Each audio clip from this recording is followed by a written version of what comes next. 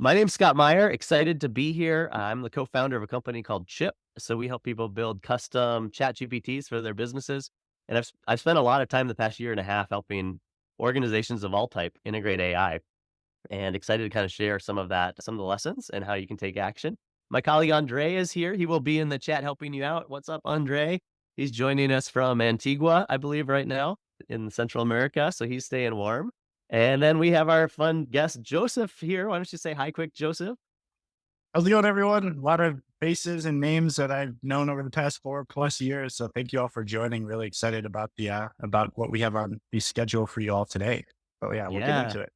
Yeah, let's dive right in. We're so excited. So, we're here to talk about AI, which is really a big umbrella. It's kind of what people just use now for anything related to AI. Specifically, what we want to talk about is what's known as generative AI. So, generative AI is where a software tool will create new information, things that haven't existed previously. So, this is not Google going to find something in the training data and giving it back to you.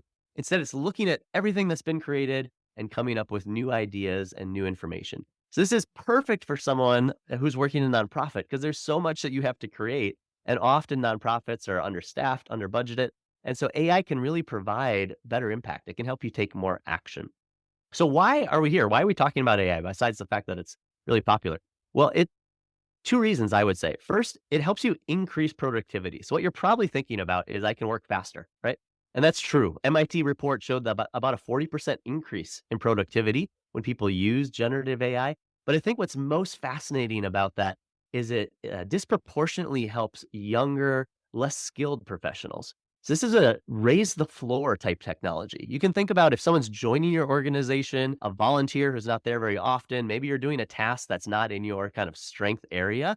AI is going to be perfect. It can really increase the quality across the board on some of those newer tasks.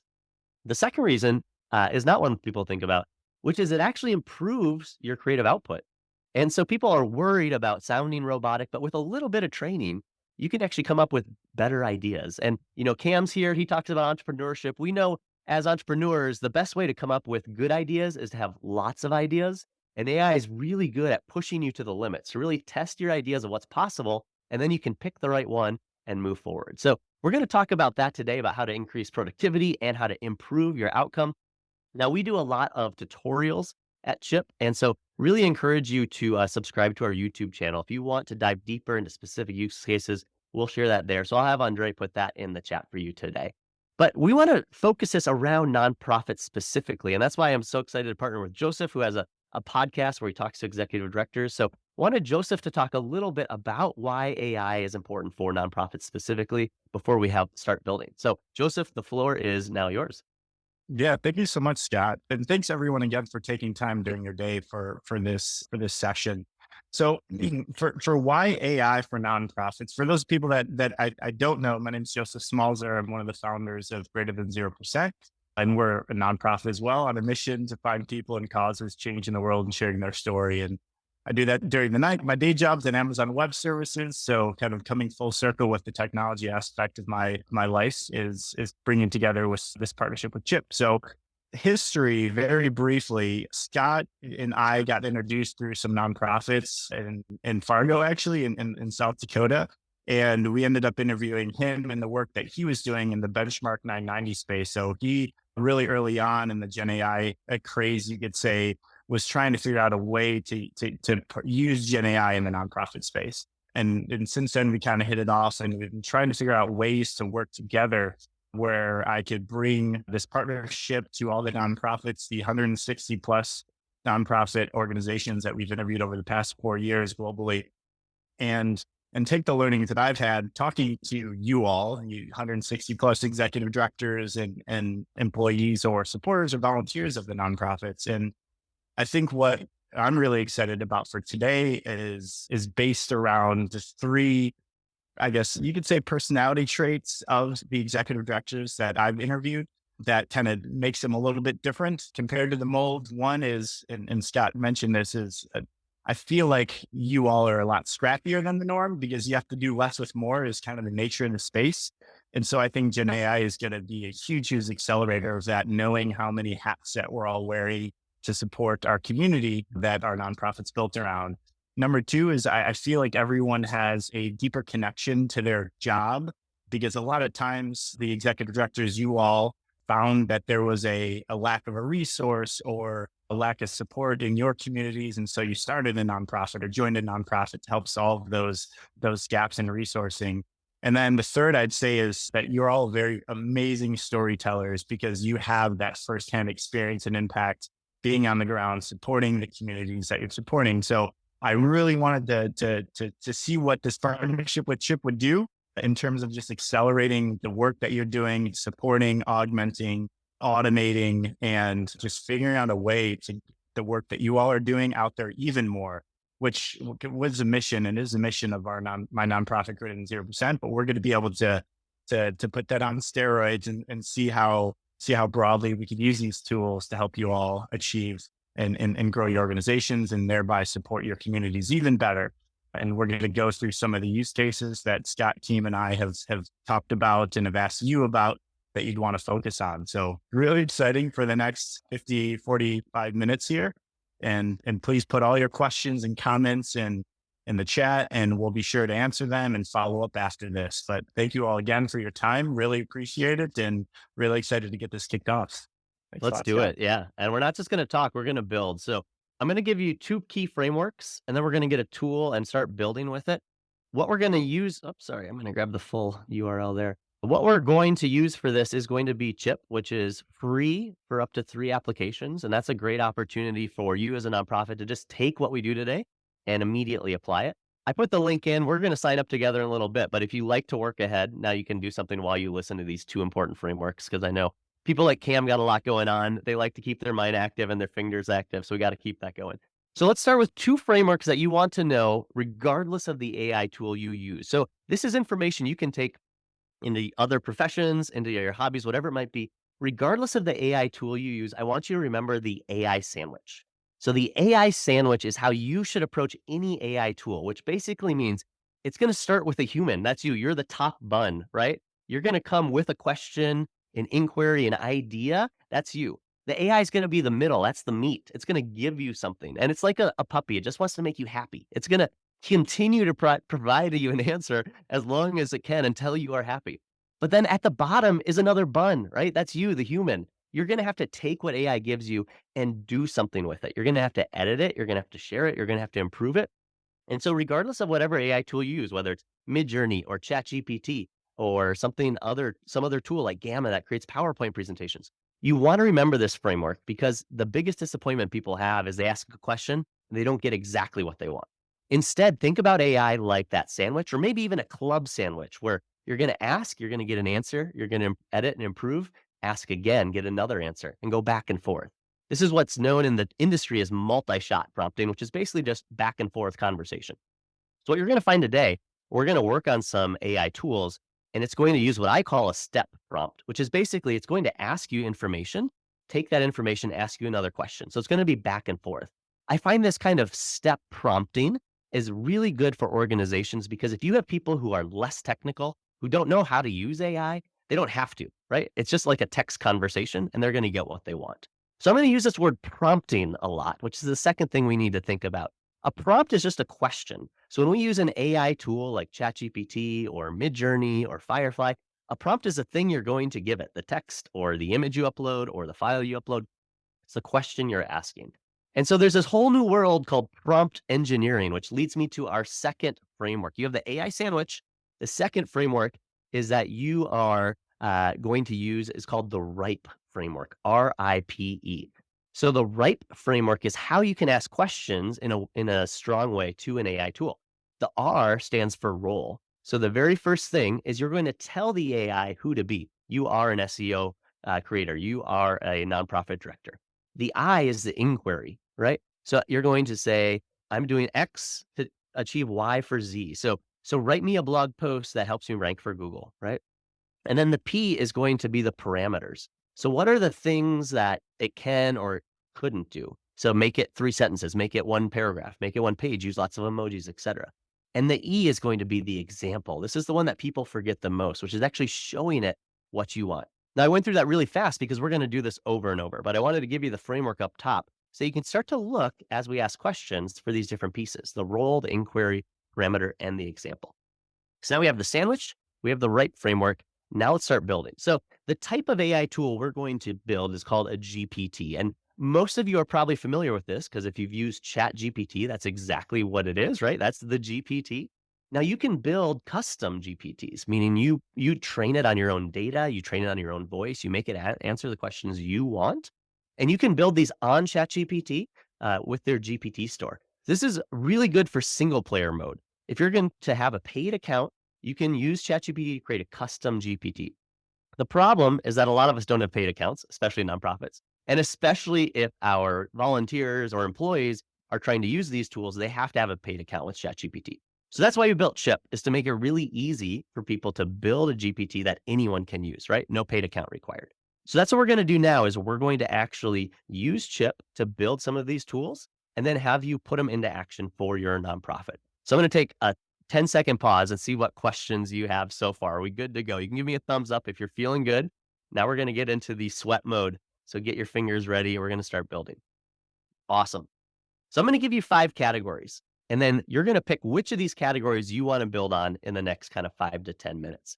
Since we're nonprofits, they're going to be nonprofit related. So the first option is grants.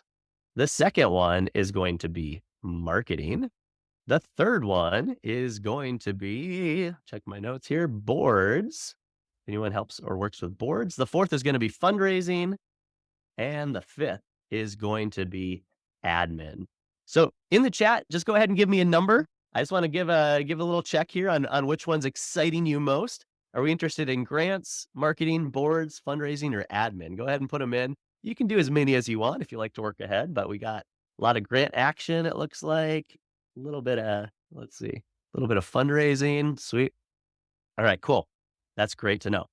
So what I'm going to do is show you a GPT and then give you a GPT, and then you're going to take that GPT and build your own version of it, right? So this is what in the education world I call I do, we do, you do, right? I'm going to do it first, then we're going to do it together, and then you're going to do it all on your own, and this will just take a few minutes.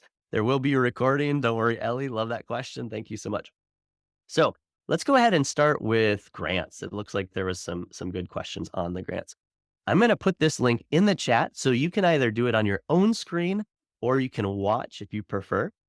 So what we have here is a grant writing assistant. I'll go ahead and share and feel free to click that link if you see it in the chat. So this grant writing assistant has been pre-trained. So we gave it a prompt that is going to ask for information from me as I get started. I actually have some conversation starters here. So I'm going to just have it help me write a grant. Now, what you're going to see is this step prompt. It's going to actually ask me questions to elicit how I'm going to write a grant. So I'm going to write a grant. I'm applying for funds to host a podcast for nonprofits, right? So Joseph should have done this when he started this podcast, maybe. So it's going to ask information and then kind of go back and forth with me. So this only available in North Dakota and is focused on rural development. We'll say something like that, right? So this is very short. What I'm doing, you can go into more detail as you use it. But again, you have the link, you can go ahead and build. If I have a sample, this is the example now, right? I would just paste that in, and this would help it not sound robotic, but sound exactly like how I talk, which is pretty cool. But I'm going to say I don't have an example, and it's going to then get started on writing the grant. So this is a really quick way to get started. And as you can see, it's going to help people in our organization to sound like us and to improve the floor of what they're building. So what I'm going to do now is give you a link to each of the categories that we talked about. And I want you to first take about 5 minutes to try using it and see how it works. And then I'm going to give you that prompt behind it. And then you can change that prompt into whatever you want. So we have the grant writing assistant that's already in there. I'm going to go ahead and grab for marketing, let's do a social media engine. So if you want to create a lot of social media posts off of something going on in your organization, you can try that one. Next, for admin, let's do note generator. So if you're trying to take, a meeting you've been in and you want to send it as an email or as an update or as a board note, we'll do that with a note generator. Let's do a fundraising letter for those of you interested in fundraising here. And then we will do a agenda creator for anyone who's running a board meeting. So let's do agenda creator. All right. So what I'm going to have you do now, I'm going to give you about 3 minutes. Pick one of these chip chats, we call them, one of these AI tools, and go see what happens. Put in your information, try to break it. This is the exploratory phase, right? We're going to see what works. And then when you write your own version, you're going to know how to change it and how to make it work. So I'm going to give you about 3 minutes of luscious Brazilian tunes while you go and try to break some AI tooling. Welcome back, everybody. Can't wait to hear what you worked on. So, who is ready to share what they found out? Yeah, it went really well. What'd you work on? Which one did you choose? I chose the social media engine. Okay, all right. And you made So something viral for us? yeah, I pasted in a post that I saw earlier about creating a one feature SaaS MVP, and it created a couple of different ideas for Twitter, LinkedIn, and Facebook posts. Nice, nice. All right. Anybody else want to share? Dr. Sangeeta, if you're there? Yeah, actually, I found it really interesting because it just asked me more and more and more questions. It took me Yeah. down the rabbit hole and it actually made me think more than I think it thought. Yeah. That's the question, right? Is it thinking or is it just eliciting? And this is the part that people don't think about AI for that I think is actually the most impactful is strategy, right? Like, how do we think bigger, differently? One of the ways to come up with more ideas is to have a diverse team, to have lots of input. But it's really a pain to like get people together and ask them everything, right? Hey, I want to write a social media post. Let's all talk about it for 20 minutes. Like that doesn't happen. But this is the intern or the colleague that you can just ask as many questions as you want and they won't get annoyed. So I love that. All right, let's take one more example. Anybody else find anything interesting? I just submitted an 8-page grant on 8 typewritten pages of grant material on Friday, and in March, our executive director has to present that proposal verbally. So I spent the morning trying to say the same thing, but not with the same words. I Yes. was asked one question about what I would needed. I gave them one long paragraph of material copied from that grant, and I'm officially blown away. My day Yay. my day's work is pretty much done. So I'm gonna put that into that power I'm gonna go put what was generated into the PowerPoint and go home. Margarita time. Tammy's ready. All right. That's amazing. Well, what's amazing about this is that shouldn't be your day, right? Like repurposing text into more text, that's not really using all of your frontal cortex, right? Like there's more you can do, there's more donors you can talk to, there's more impact you can create. And I think that's the possibility of AI is really driving us into new ways that we can make impact. So really excited that you've had so much excitement already, but it's going to get even better because now we want to customize it, right? Like this was really vanilla out of the box that I created for you, but now we're going to create together. So what we're going to do is we're going to have you create an account on Chip. If you remember on the link, I'll put the website here and you can just click get started. I'll go ahead and go to Chip as if you have logged in. If you have any problems, put it in the chat. I know a few people are asking questions. Andre can help you out. So I'll give you just a minute there to sign up because what we're going to do now is put the prompt into your account so you can change everything into however you want it to sound. So Tammy's like, that's really good, but what if it always used my organization name in the correct way and shortened it and referred to past donors that we worked with or whatever it might be? Like that's what we're going to be able to do now. So go ahead and sign up for Chip. I'm going to share my screen now and we will get this rolling. Cool. All right. So after you have signed up for your account, you're going to see applications. So you can see here, I have a ton of different applications. I'm going to do that grant writing one that Tammy just showed you. So you can get an example of how it works. So you can, brand it, put your colors on it. The part that we want to look at is that prompt. Remember that RIPE framework I told you about: role, inquiry, parameters, example. That's exactly how we start. You are a skilled grant writer helping users write new grants. The grants might be based on previous grants or new grants based on application questions, right? So we're kind of setting the stage. And then I'm telling it what it should do. So make sure that it answers questions. If none are provided, include an introduction, detail the project. So I kind of gave it like the standard parts of a grant. And then I said, since grants can be long, let's do it in steps. That'll encourage whoever's using it to keep going, right? Because if you just ask for an entire grant, I think about AI as kind of like that plane leaving LA. if it gets off 1 degree, like it'll just keep going and going the wrong direction. And so what we want to do is that AI sandwich, right? We want to give it some information, get some back, give it some more, give it back. So we keep it on track. And that's kind of why we do the step by step. So I'm going to tell it to follow these steps exactly. I want to do it in a short format. And then I want it to stop after each step so it doesn't overwhelm you. And so then you can kind of see all the steps I take. So ask a team member about a short introduction, ask for details, make sure to ask them if they have anything else to share, wait until they confirm. So that's why it kept asking you, right? Because I told it to keep asking you. Because one of the things that can happen is it wants to give you an answer so badly, as soon as it gets something, it'll just go. So I'm almost holding it back and saying like, wait and wait and wait until it has all the information. Ask for a sample. So that's forcing you into that right framework because again, that'll match your voice and ensure the data is safe if they share. And then step 4 is do it step by step. So write the first section, ask if they have edits, and then keep going through. If they're satisfied, and then give them a high five. So hopefully you got to the high five, right? On Chipp, a few other things to note is we can create conversation starters. These are the boxes here. And then there's 2 options here. Monetization is if you could actually sell these on Chipp if you wanted to. So if you wrote a really good social media engine, you could actually charge people to use it, right? So you could build a business off of GPTs. And then we have an option for authentication. That would mean people have to log in. So if you only want people in your organization potentially, or only volunteers that have, signed up to use this, you want to turn authentication on, and then you're going to see everyone who's using it. So that would keep the information a little bit more internal, right? So that's how Chipp works. And then all you have to do is click share and grab a link, right? If you wanted to sell it, measure it, all that stuff. But I wanted to show you this because what we're going to do next is actually give you access to all these prompts plus more, and then have you go build your own version of the chat. So a couple ways to do this. You can either take the thing that you just did. So if you just did the grant writer, take that prompt that I just gave you and go in and tweak it, right? Change a step, add something, see how it changes the conversation. Or you can start fresh, right? Write your own prompt from scratch and create it. Or you can use one of our prompts from the prompt library. So Andre put in links to a Notion document, which is just a place where we store information.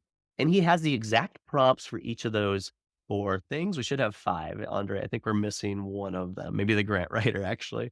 And when you click into that, I'll show you what it looks like and how you can access more of them. So feel free, if you know what's going on here, you can always work ahead, but I'm going to show anyone else who's just following along kind of how this works. Close your eyes while I jump around here and click on the Zoom link that Andre gave us. Let's see. There we go. All right. So I'm going to go into the social media engine on Notion. So we call this our prompt library. This is just where we have prompts that people share. So you can go in here and get unlimited prompts. So a couple places to look up here at templates to use. These are all different prompts people have created that you can go take, right? So if you're like, nonprofits are cool, but I actually want to work on my script or my fitness, like we have prompts right here for you to go take, use, and then modify. But let's go ahead and we'll go into here's the grant writer one. Let's click it. Whoop.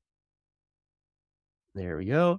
And so here is our grant writing prompt, right? And then what you can do is just copy this and then go ahead and put it into Chipp, right? So I'd copy that, then I'd go here into Chipp and I just click on build and paste it right here into system prompt. Now make sure that you have the type on prompt. We do have the ability to do a lot more features with the API. For today, we're not going to worry about that. Just choose the prompt. That means no charges to you. Everything runs easy and you can go build. So what I'm going to do is give you about 6 minutes. Go to the prompt library that you just saw. So that could be any of those links that Andre gave you or others that you might find, and copy that information down. Go into Chipp and create your application. You might want to do new application, Scott's app, right? And then you can turn off monetization and you would go ahead and create it and just jump into the build section. We're going to make it a prompt, and then we would just paste that prompt in.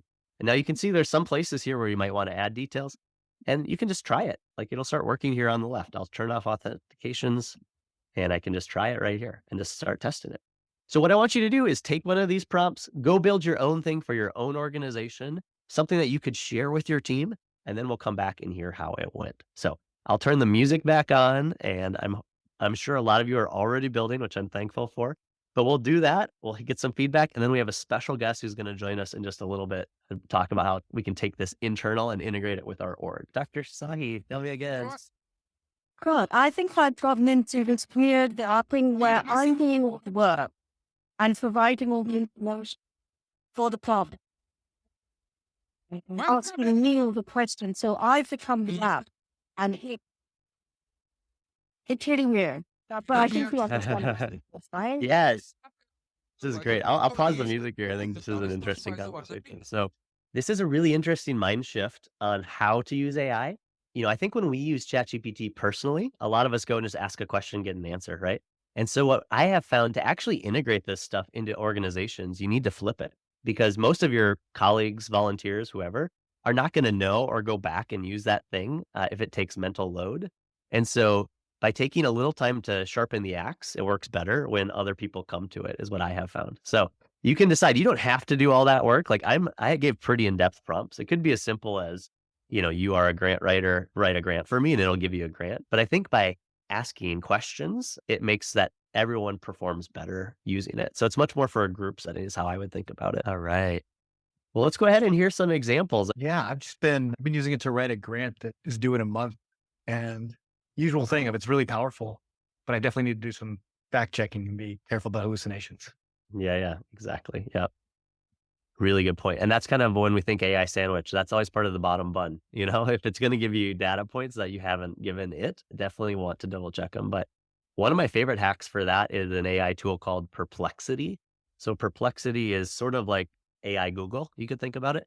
But what I like about it is it footnotes where things come from. So a lot of times if ChatGPT or Chipp like spits out something and you're like, what's that from?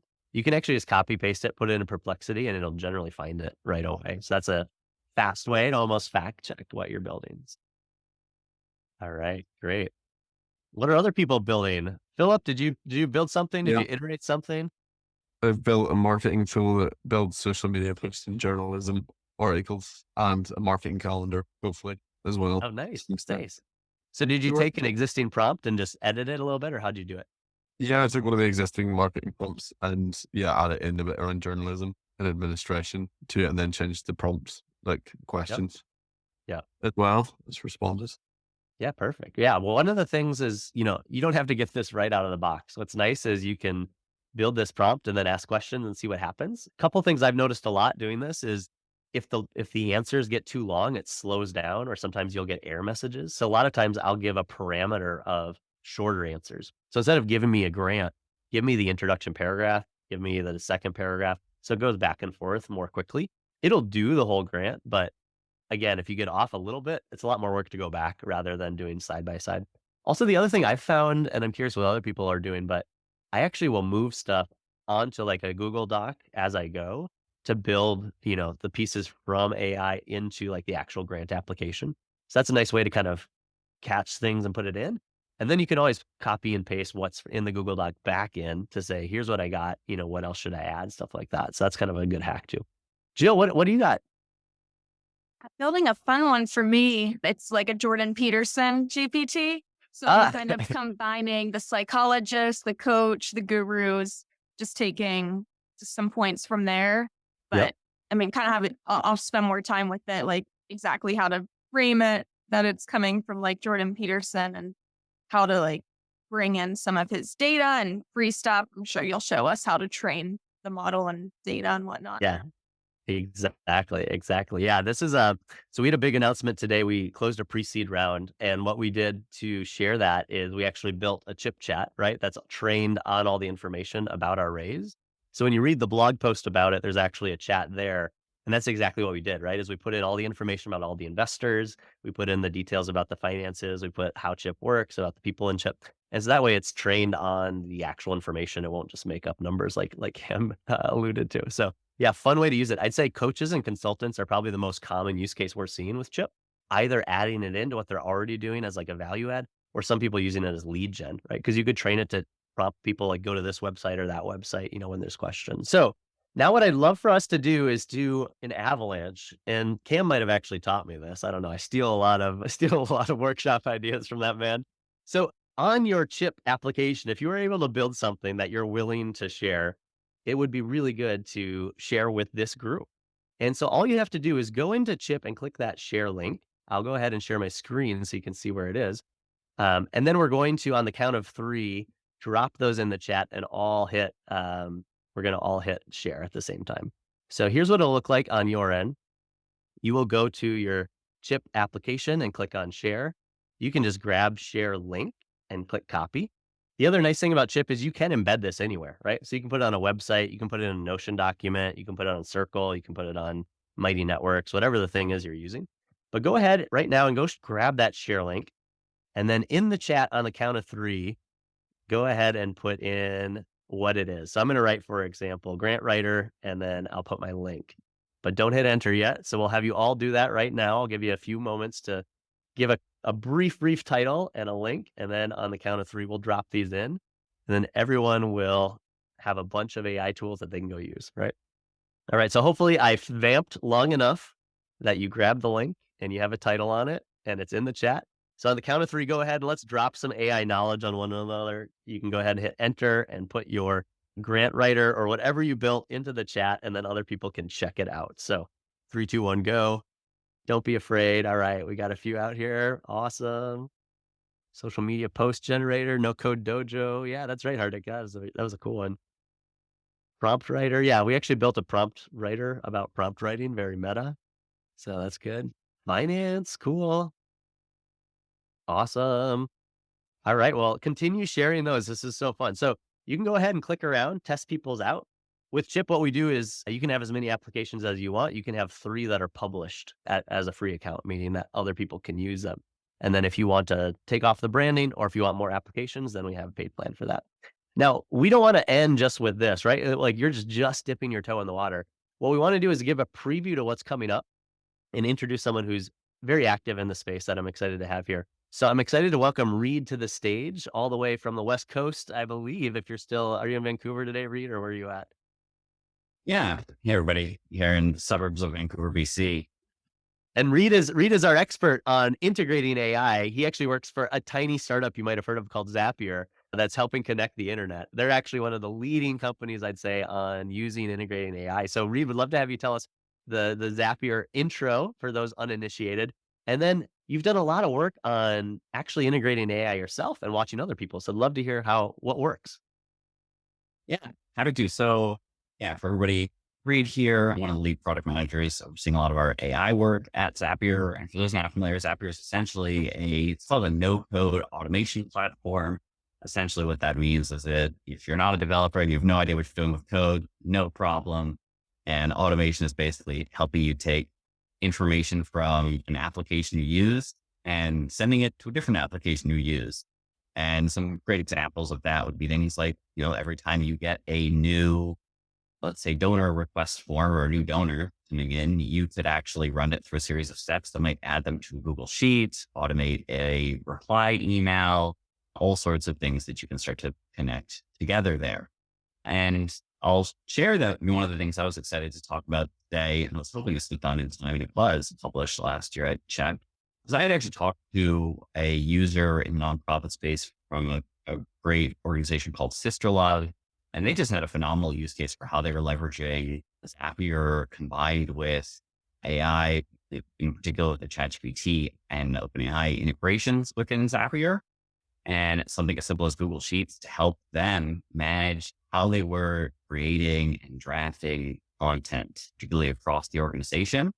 And so this is a great little case study to check out. There's also a link in there for Zapier's nonprofit discount program, I believe.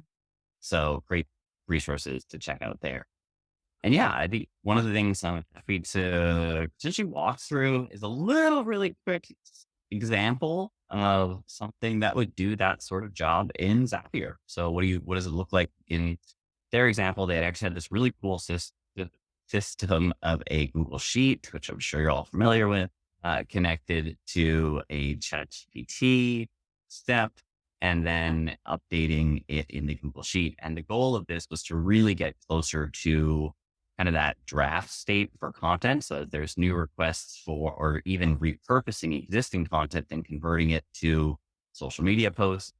One of the things I like to share as examples for thinking about Zapier and AI is if you're used to playing around with these sorts of tools like we're all doing, one of the things that Zapier is really good at is kind of running that in your sleep. So what are the ways that you might want to run everything you been like starting to do with these prompts and seeing their outputs and starting to do that on an automated basis constantly.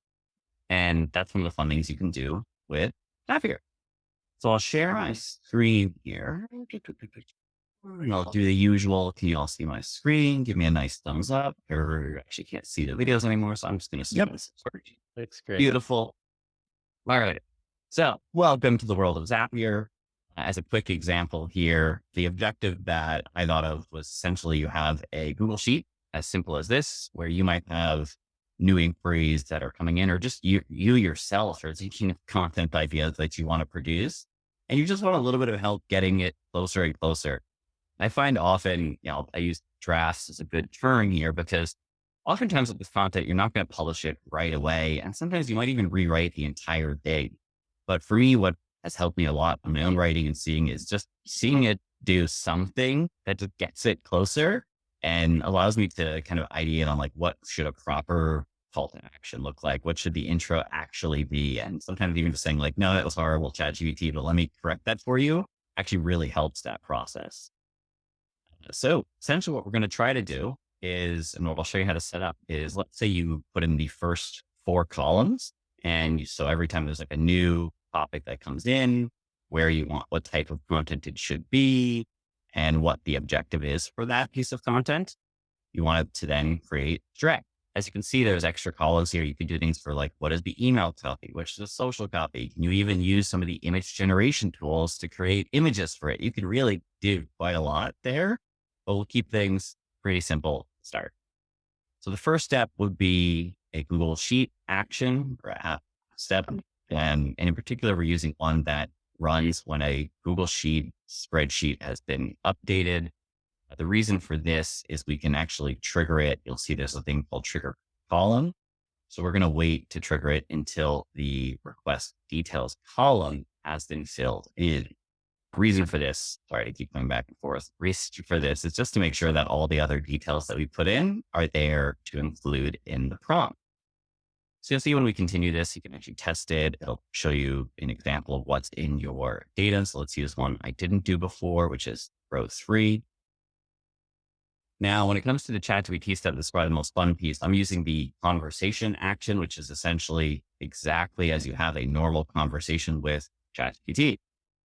And you'll see here the prompt I've written. I like to use Markdown in my prompts. There's no like real scientific grounding in that. It really just has worked well for me and allows me to visually understand what I'm doing. And you'll see I've just included the details of the content request. This is a really important piece to understand when you're using anything with Zapier, because the way Zapier fundamentally works is you're able to use information from a previous step as a dynamic field later on. Sounds a bit fancy, but really if you just click through here, you'll be able to see the drop down that shows you your steps, and you are inserting information from your previous steps. So in this case, I've inserted information for keyword column, the content type, the goal, and I gave it an example, just to ground it in something. This is a really simple way to ground things. I gave it real examples from their Twitter and blog posts of what it could kind of sound like.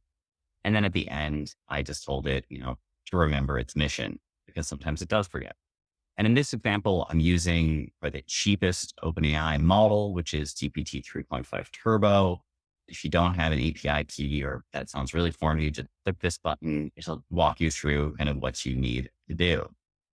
One of the last things I'll talk you through is I think these are the 2 most things I see users get confused on, or 3 actually. Scripting instructions. This is kind of your background instructions to the model. So as you can see, I told it was a helpful content writer for a nonprofit and gave it some brief introduction details on the organization. Your maximum tokens are essentially how long the response can be. So if all of a sudden you see it like cutting off the response randomly, try increasing this. And lastly, temperature. The higher this goes, the more creative the output will be. Really, it's just a control for randomness. So if you want it to, every time it gets similar inputs to create vastly different responses, you would want to turn this temperature up. But if you want it to do always the same sort of thing consistently, you want to turn that down. Some of the reasons to turn that down is if you're doing extraction. So let's say you had a donor email thing and you wanted to go from that email to structured text as if it came in through a form. This is also an amazing step to be able to do that, to convert unstructured data to structured data to then handle that. You would want to turn temperature down in that case. And you'll see we can test this. So let's go ahead and see what new content the little model here comes up with. So it already ran. We can see what it comes up with, and that is in the response here. And then the last step is really just updating the spreadsheet, because we want it to go back to the spreadsheet. And so you'll see we're using the same row that we came from before, and we're inputting the draft. So there we go, it's playing. Let's try to test this. And there we go. Oops, scrolled too much. So yeah, you can kind of see here, it output a rough blog draft based on the information that we gave it and some samples. And it's actually, I would say, just the very basis beginning point of leveraging Zapier with AI and kind of running it in your sleep. There's a lot of resources online for how to use Zapier. And yeah, if you have questions, I'd also say, yeah, we have a really active community as well. I'm sure there's a lot of people here who hopefully already familiar with Zapier. You can also ask me on LinkedIn, try to answer as many things or at least point you in the right direction as possible. But yeah.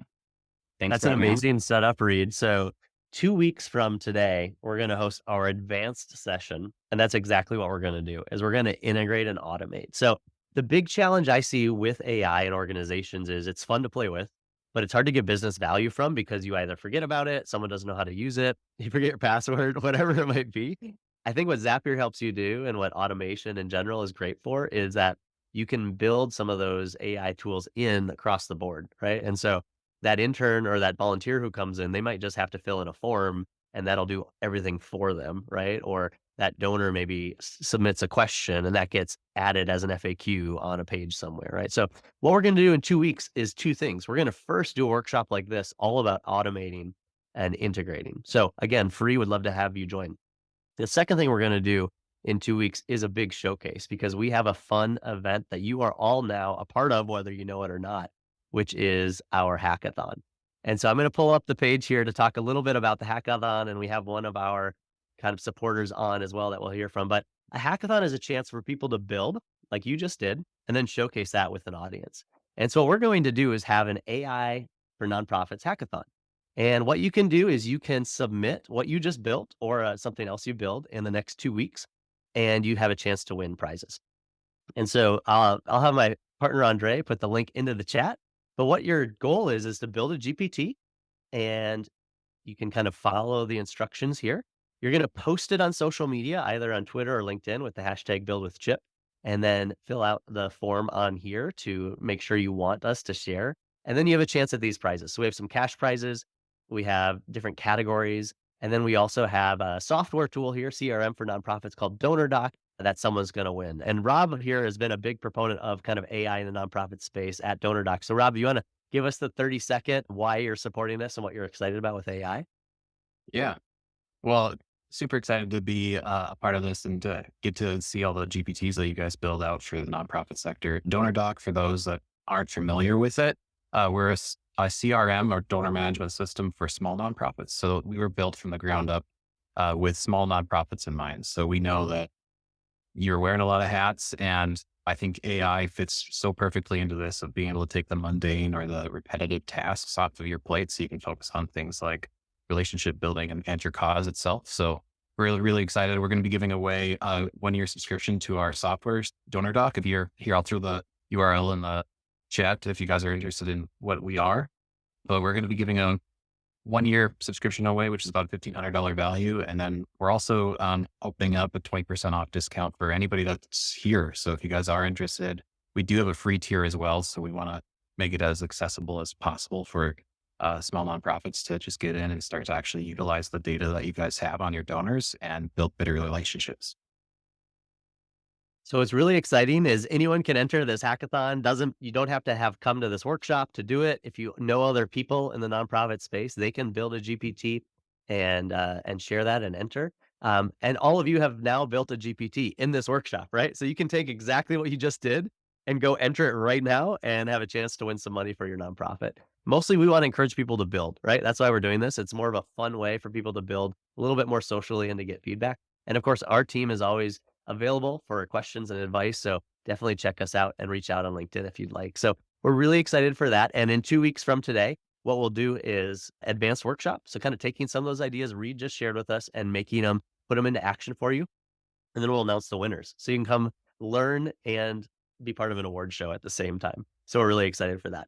So that was what we wanted to cover today, was really inspire you, encourage you to build, and help you see what's possible. The idea of increasing efficiency and creativity, and the fact that, you can do this with just a little bit of time. In about, 15 minutes, you built different AI tools, and those can hopefully make your nonprofits more impactful. So it's been a pleasure being on here. And if anybody comes up with some cool GPTs, we'll be sharing those in 2 weeks. So please show us what you build so other nonprofits can learn from you and get inspired by you. So thank you so much for being here. And we'll see you in 2 weeks. If you want to stick around, happy to chat and hang out. Otherwise, we'll talk to you very soon. Thank you, Reed and Joseph and Rob, everyone who joined us.